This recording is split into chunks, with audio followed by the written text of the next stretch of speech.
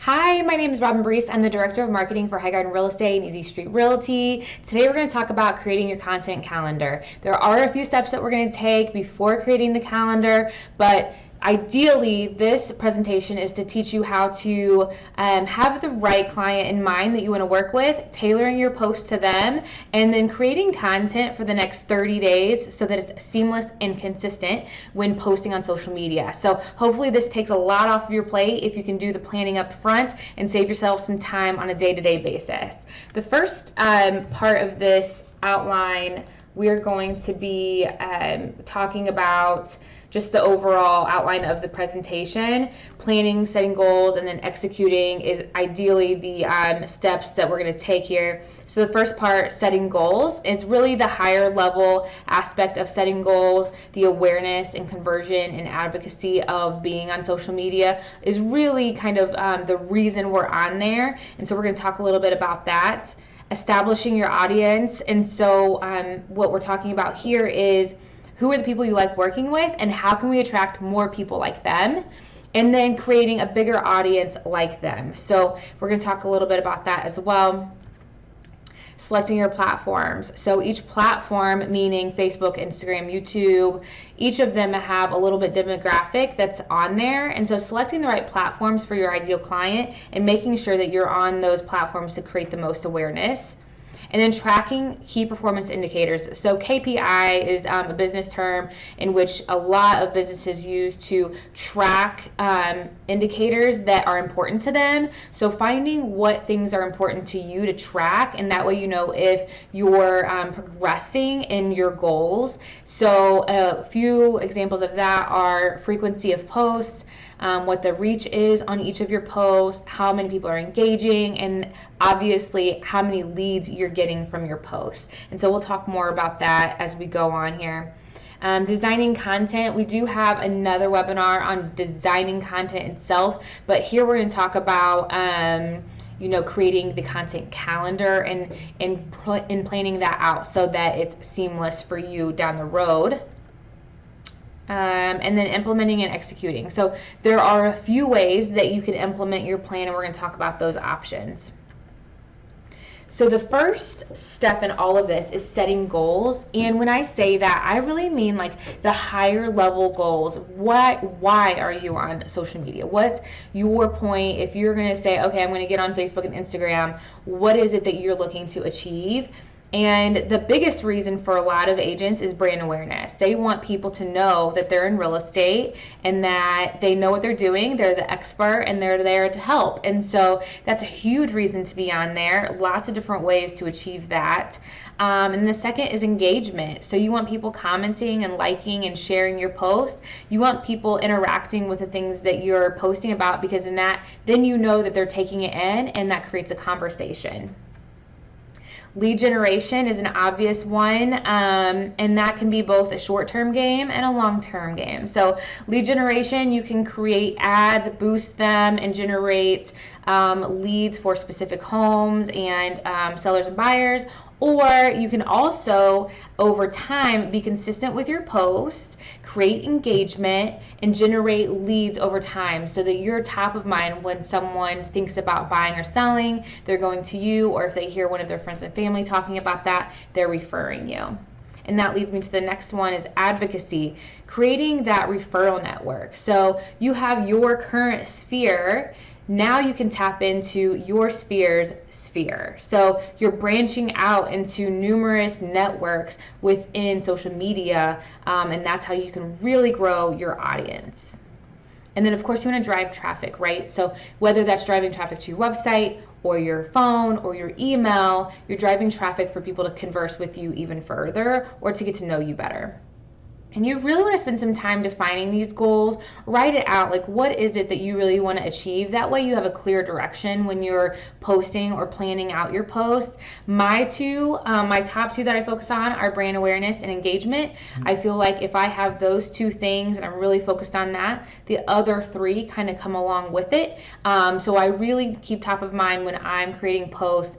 I want to create brand awareness and I want people to engage. So defining your audience and figuring out who ideally you'd like to work with. So think about the clients that you've had in the past, what clients you liked working with and why. Thinking about that demographic that you like working with, what are their likes and dislikes? And really take some time to write all this out. What do they not like about the process? What do they like, or what did they love? What was unexpected? What are questions that they most frequently ask you? What are their challenges and what are their goals?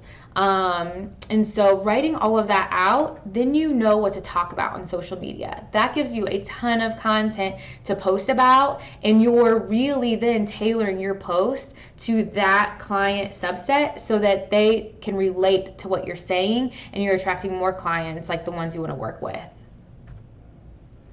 And along with that is a big key of that is area. What area are you working in? And really being a part of that community, posting about different events and restaurant reviews or new businesses that are coming to that area, the school district and how that affects market values or the people that live there, and really giving reviews and insights on the area to generate more people within your area that you want to work with. And then obviously tailoring your post. So once you have those two things established, your ideal clients and then the area you want to work in, tailor your post to those people so you have a very clear understanding of what you want to target and what you want to say to attract the clients you want to work with. A great way to do that is think about previous clients, go through that list of what their common traits are, what you liked about them, and really understand who they are. Now that we have the clients or the audience established, we want to talk about the platforms that they may or may not be on. So Facebook is a huge one. I recommend whether you're working with first-time homebuyers, millennials, empty nesters, relocation clients, luxury clients, Facebook is a great way to build brand awareness and establish your audience. 2 billion users every month. That's almost a third of the population that's using it every month. Facebook users are checking it multiple times a day. So I would recommend, no matter who you're working with, to be on Facebook. Instagram, so there's 1 billion users per month on Instagram. Very visual platform, much like Facebook. But 90% of Instagram users are younger than 35. So if you're really looking at that empty nester market, Instagram is not a great place to spend a lot of your time unless you see some of your business shifting towards that first-time home buyer or that younger generation where you want to keep that brand awareness and just make sure that you're appearing on Instagram for that generation when you transition into that group. So, but if your focus is empty nesters or the luxury client, Instagram is not a place where you're going to generate a lot of leads that way. Now, YouTube is the second most visited site in existence. It has a widespread demo from 18 to 70, so almost everybody's on YouTube. People are using YouTube as Google, and a lot of times they're going there to find informational videos. They're willing to spend some time listening to a 6, 10, 12-minute video. So I'd recommend, no matter what demographic you're using, that you're posting videos on YouTube. It's a great way for people to understand who you are and what you're about. LinkedIn is the #1 channel for business-to-business marketers. I don't use LinkedIn a lot, but my business is not a lot of relocation clients. So I would recommend, if your demographic that you're going after is relocation, LinkedIn is a great way to connect with some HR representatives with big businesses, let them know who you are and how you can help anyone who's relocating to your area. So that'd be a great way to do that. Pinterest, I think, is an untapped platform. Not enough agents are using it, myself included. I just spend most of my time on Facebook, Instagram, and YouTube. But Pinterest, ages 18 to 64, so widespread demographic there. And mostly women are on there, but we're seeing men are getting on there more and more because they're so much more tailored to the men's side as well. It really started out targeted toward the women audience, but it's getting a little bit more evened out there. But 55% of users are on Pinterest to shop, so I think that's the key with Pinterest. that when someone's in the mindset on Pinterest, they're looking at things to buy, whether it's clothes or home decorations or whatever it is, they're on there to buy something. So tailoring your message on Pinterest would be key, so that you're appealing to a market that's interested in buying, I would say, like home decorations, or sending them referrals to, like, you know, your best like painter or your best flooring company, things like that, and showing pictures of new construction and models, because I think that's where a lot of people's minds are when they're on Pinterest. They're looking for ideas and things to buy. Okay, so tracking key performance indicators is huge. That way you know that you're on the right track and you're progressing. A few things that I would suggest tracking as you're looking at this. Now, you're going to track this within the platform that you're using. So what I mean is, on Facebook, you can go in and anything that you're posting on your business profile, not your personal, anything you're posting on your business profile, it'll give you insights on how much reach you're getting, how much engagement you're getting, and if anyone's clicked through to your website. So reach, I would track that. How much reach are you getting? And as you become more consistent and post regularly, is that growing? And also, what posts are getting the most reach? So that gives you a lot of insight on what people want to see. If you see a lot of people really gravitating towards, you know, a particular post that you're posting every once in a while, you want to do more of that.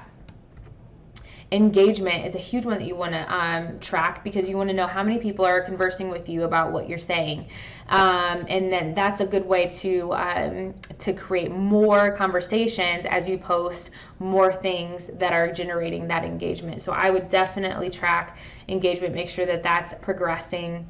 And then conversion, anytime that you have a client who's came from a social media platform of any kind, I would make sure to note that in your CRM, so you can track how many people are actually coming from social media, so you know if it's working and if you need anything tweaked. All right, designing your content and your calendar. So here I have a post from Laura Waters. She posted about an open house that she had coming up. 36 likes on there, 4 comments, 5 shares. So great reach there. The first step really to creating your content and your calendar is to think about all those steps that we talked about in the beginning, but then creating a template. So go through all those steps that we talked about, and then sit down and plan out what template works best for you. I would stick with a 30-day calendar of some kind. You can do it in Excel, you can do it in Hootsuite, Trello has a good platform, Google Docs, whatever works for you. But create a template of 30 days. Write out the time, the date, what platforms you're going to use, and then what topic you're going to write about. And even better, if you have a chance to add in the photos and videos that you're going to include in that post, that really will help you save some time on that day, where you can just copy and paste what you need and post and be done with it. You want to be sure to mix it up. Don't have the same type of post over and over. Mix it up with polls, videos, posts, reviews of different things in the area that we talked about, did you know type of posts, interviews, and so really mix it up so that the content is constantly changing. Items to include in your template, we kind of just talked about this, but you want to do it 30 days at a time, and then have each category very clearly written out at the top, so it's easy for you to see what you're going to post that day. And stay spontaneous. I think the biggest downfall with creating your content calendar is that you can sometimes organize it, schedule it out, and then forget about it. Be sure to go back in whenever you're doing something on a day-to-day basis and you think, this would be great for my audience to know about, this would be great for my sphere to know about.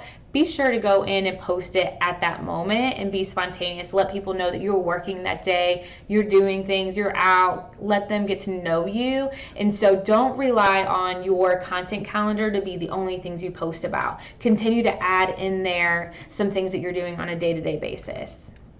So here's an example of a content calendar I created. I just did this in Excel. I created the headers at the top that show what day of the week, and then also the date here.